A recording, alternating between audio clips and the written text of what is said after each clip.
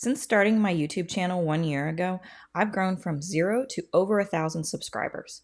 And I'm an anomaly. Hi, I'm Sarah, and this is my studio. So I want to start with a disclaimer that I don't teach you how to make YouTube content. I teach you how to make cool things using, some different crafting tools. I show you guys things that I'm doing here in my studio, try and drive a little business to my website, but I don't teach content creation. That being said, as a new YouTube channel and a new content creator, I've consumed my fair share of how to make YouTube videos over the past couple of years. And after a year of doing this myself, I can say with some decent certainty, there's a lot of lying going on. So to celebrate this milestone, I thought I would take a moment, make a video to talk a little bit about my journey up to this point, how I've grown my YouTube channel over this past year, how I've managed to actually surprise myself and hit over 1,000 subscribers, and just kind of share my thoughts and experiences and what actually works, what doesn't work, and what honestly is reality.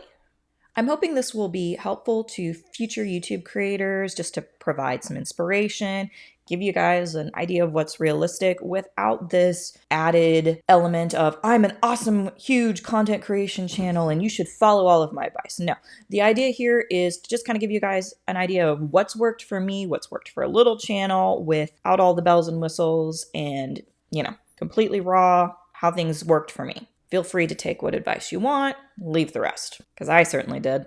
The first major thing that I have learned as a YouTube creator of this past year is that growth isn't linear. If you're growing from an absolute zero, and by absolute zero, I mean no YouTube subscribers, minimal presence on Instagram, you're never on Facebook, and your TikTok follower count's embarrassing. Also, if you could take a moment and maybe go follow me on Instagram, I'd really appreciate it. I mean, my follower count's kind of embarrassing. If you're coming from that true zero, growth is not going to happen overnight. And for that matter, it may not even happen in the first couple of months. Nobody knows you, YouTube doesn't know you, and it's going to need time to figure out where you fit amongst the 65 million active channels on this platform, all of which are competing for the close to 3 billion users that view content here. It's not going to happen overnight. In fact, it's not going to happen probably in the first couple of months. Even if you show up on a consistent basis, it's still going to take time to figure out who to show your content to. Now, that being said, number 2, consistency does help. Now, you might notice with my channel, when I started making content a year ago, there's a 3-4 month gap around August, September, where I kind of took a break. I petered out a little bit, had some issues, and then came back and started posting consistently at the end of January. Now, that likely hindered my growth a little bit, and not just because it delayed giving the algorithm information to work with. It also kept me from working on pushing through what's known as the ugly 100. Now, I've heard this phrase attributed to Mr. Beast, but I actually know it originally from something the intuitive artist Flora Bally said. She mentioned that first time she went to a painting class in college, her teacher came in and said, all right, let's get going. Everybody's got 1,000 bad paintings in them. Sometimes you'll hear Mr. Beast say, nobody cares about your first 100 videos because they're crap. The idea behind it in art is that things get better if you practice consistently. And the first several dozen pieces of work that you do are not going to be perfect. They're not going to be what you want because you have to practice to get comfortable with what you're doing, to get comfortable talking with the camera, to get comfortable editing, to learn how to make all sorts of adjustments to lighting and such. You will consistently get better. And there's no secret that good content will do better on YouTube. That being said, there is a component here on YouTube that content creation channels often don't talk about, and that is the element of luck. You can follow every piece of advice that's put out there. You can create a fantastic video, you can do awesome editing, you can put together a great thumbnail, title, tags. You can do all of that, and the video still may not do well. And that's because you are still at the mercy of the YouTube algorithm. In order to honestly be successful amongst the 65 million plus channels, there is a component of luck. You need the YouTube algorithm to essentially bless you with that one perfect audience that sees the video, likes the video, and it tries to show it to more people, and it slowly snowballs and success starts taking off and more people come back, and that snowball just keeps rolling farther down the hill until eventually you hit the avalanche and things start doing well. It's a fact that's not talked about, is that there is a component of luck to this. There have been plenty of small YouTubers with videos that have had less than 500 views that are, pushed out that I happen to see because they show up in my feed. There is that element of actually getting people to click on a video with a low YouTube view count, because let's be honest, when you're scrolling through your YouTube feed, if you've got two videos on the same topic and one has thousands of views and one only has a couple hundred views, which one are you going to click on? Yeah, I'm the same way. There is that factor that you have to get past. And unfortunately, there isn't really a way to get around that other than trying to get more views and looking more impressive. And the only way to do that is to get people to click. I think what's particularly frustrating about this topic is that content creators who make content about content, say that 3 times fast, don't seem to talk about this. They seem to talk about this element of how, you just keep on going and people will come and all of that. And I wonder if part of it is because they're teaching in a niche that has a lot of people interested in it. I mean, let's be honest, there are lots of people that want to make YouTube channels. And so this is an area with a large audience. It's a niche that, a lot of people watch content on, but it does not necessarily mean that the people watching this content want to then go on to create content about making content. I certainly don't. Yes, I'm making a video here, talking about experiences over the past year. Yes, okay. This video aside, most of the time, I don't make content about creating content. I make content about doing art and things like that. And what is taught sometimes on these content creation channels doesn't necessarily apply to my niche. Sometimes I almost wonder if there's a little bit of a YouTube pyramid effect going on with the whole content creating content, because I almost feel like sometimes, like they say, do this, do this, do this, but there is really almost a focus on, hey, you should make content about creating content, even though you have no experience of making content. And it's not necessarily something you want to do anyway. Content creators making content about content are often very successful in this niche, but that does not necessarily mean that the success that they're talking about in their niche translates to other niches. Success in their niche versus success in the niche you want isn't necessarily the same.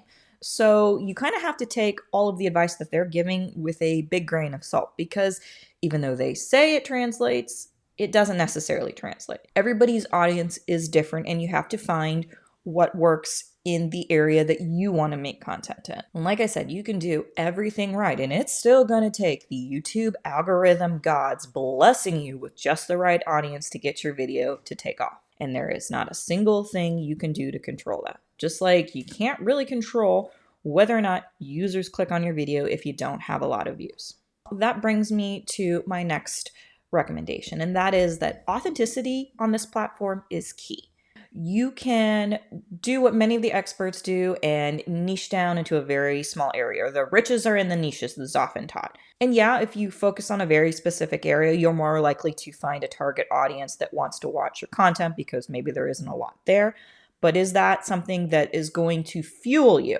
For instance, I know absolutely nothing about fishing in freshwater ponds in the country of Norway. I'm just, making something up as I go. I'm sure that's a really small audience, and if I made content about that, I probably would get a decent amount of views because that's something that probably isn't on the platform very much. I don't know. I haven't looked it up. But will that fuel me? Will that keep me going? How much content can I make about that when in fact I know absolutely nothing about that? Now, there's been a little bit of a shift lately where their focus is more on what would the audience that you want to show your content to want to watch, not just, a very specific niche, but things that might be related to that niche that they like. And in a way, that's sort of the audience that I have here, because my focus is the sort of crazy makerspace crafting experiment world where, I do stuff with 3D printing, laser cutting, Cricut, sublimation. And that initially started off with just showing off some of my laser cutting and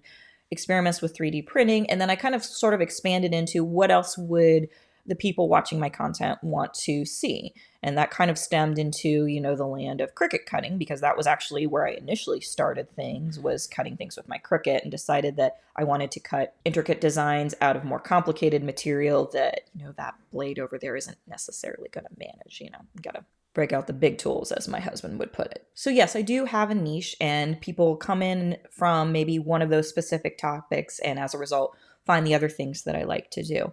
But I would not be able to create this variety of content if it did not appeal to me. YouTube is a long game. Like I said, you are not going to get success overnight in the first couple months or even in the first year. If you do, you're an anomaly. You need to be able to still have that passion to create videos, to create content that you love, that you want to push out there, even if you're not doing very well. Even if you pour your heart and soul into a video, make it look perfect, spend the time doing the color grading and all of that, you can do all of that and you can push it out into the algorithm, and it still may not even get 100 views. In fact, the first video that I made coming back in January was sort of a video vlog kind of piece that, I really kind of poured my heart and soul into. And at this point, I think it's still sitting at less than 100 views. Now, that kind of failure, if you will, could have really disheartened me, and I could have stopped and said, okay, no, I don't want to keep growing this channel. I kept going because it's like, well, I still kind of like doing this. Let me put myself out there. Let me create content that I want to create and see where it goes from there.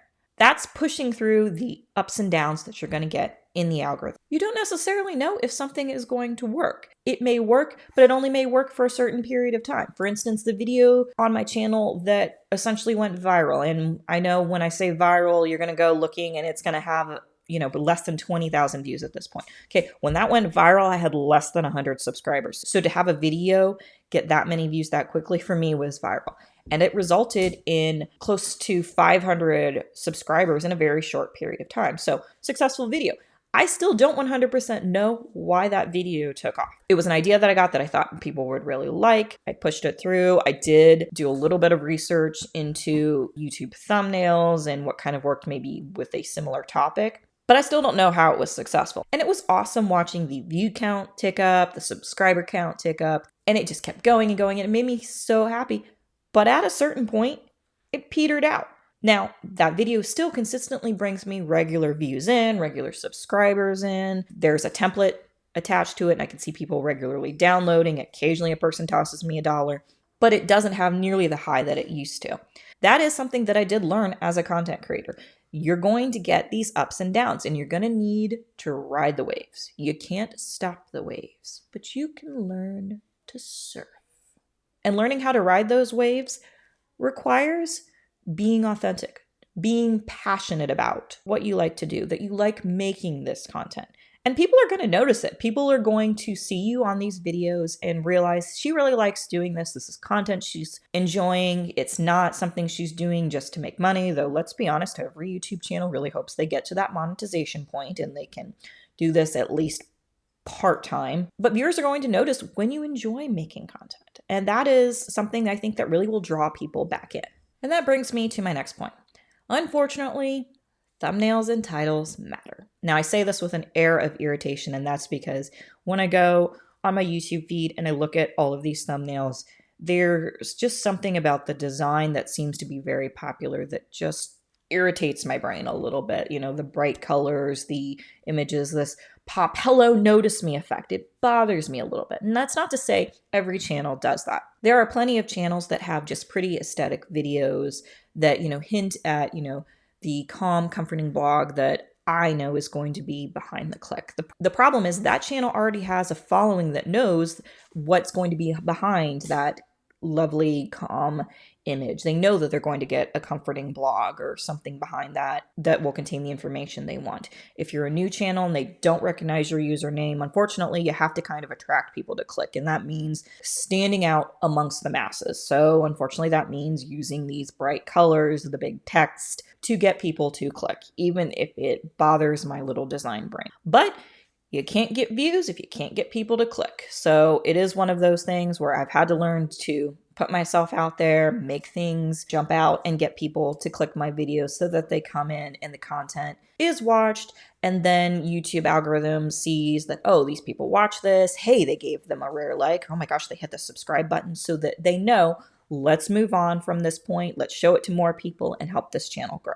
Another thing to factor in with that is this element of hooking people within that first 30 seconds. You have 30 seconds or less to get people to stay on your video. And if you look at your analytics on a channel, you'll notice that every video, at least in my case, there's always this huge dip in the first 30 seconds. You've got people that are going to click through, go, yeah, no, not today. Maybe come back later, or just, ignore my video entirely. Or you have people that decide, yeah, you know what, I think I'm going to watch this, and then they tend to watch it all the way through. Don't expect that everybody who clicks on the video is going to be watching it. For my channel, I seem to have about 33% of my audience that clicks through and watches the video all the way through. Occasionally I'll get dips at the end if I'm talking about something off subject and people aren't really interested in that. But in general, I seem to get a fairly flat line where people want to stay. And that brings me to my final point, and that is to celebrate the small successes of your channel. Like I said, this is a long form game, but this is also a game where success is definitely not guaranteed and not easy to achieve. So I looked up some statistics recently, and I found that out of the 65 million plus active channels here on YouTube, less than 10% actually hit 1,000 subscribers or more. And when you get into even bigger numbers, like we're talking 100,000 subscribers or more, you're talking 0.5%.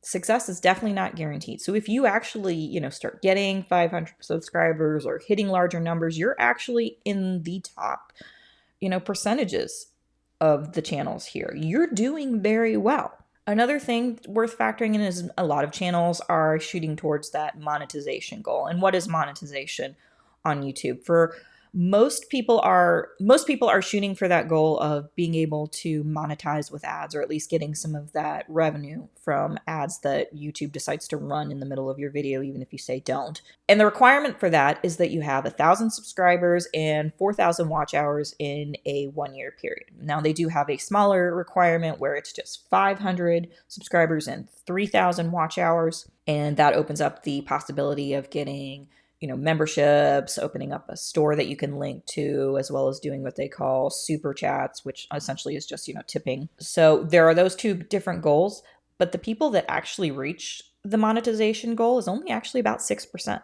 So if you happen to get to that point, or you're getting very close to that point, you are still doing really well. Don't push yourself down if you haven't hit that goal. Celebrate your success. And if it feels like people aren't watching your content, consider this. Out of all the videos here on YouTube, 88% have less than 1,000 views.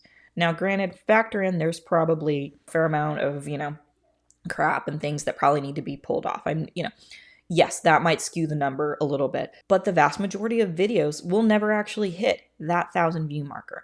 So when you go and look at your content and you see videos that, maybe just don't get the numbers that you want, or might even be sitting under less than 100, don't sell yourself short. You're not failing. You're doing average. Everybody else is in this boat. And yes, I know, you probably came here going, well, how do I stand out? How do I be one of the successful people? And the truth is, some of this is luck. Some of it's showing up and being consistent. Some of it is putting out good content, but some of it is luck. You can keep on pushing through, keep on creating content with this, and hope that things catch on and you can be successful. Or if after a point things just aren't working, it's okay to say, maybe I don't want to do this, and move on. I'm not trying to dissuade anybody, because I think YouTube is an awesome platform. Where else can you be this creative, this expressive? Think of all the things that you can do in a YouTube video. I can sit here and be a talking head, or if I wanted to, I could completely animate things. I could do a whiteboard style video. The possibilities are endless. I can be myself. I could never show my face. I could, use a voice distorter, although anything AI related now really is tagged. My point is, this is a platform that is huge. There is room for everybody. I do believe that. It just doesn't necessarily mean that everybody is going to have the numbers that Mr. Beast and these bigger channels have, but it's okay. We're all here to create content, and I want to let you guys know that after a year, this is what's happened for me. It's success that I did not expect.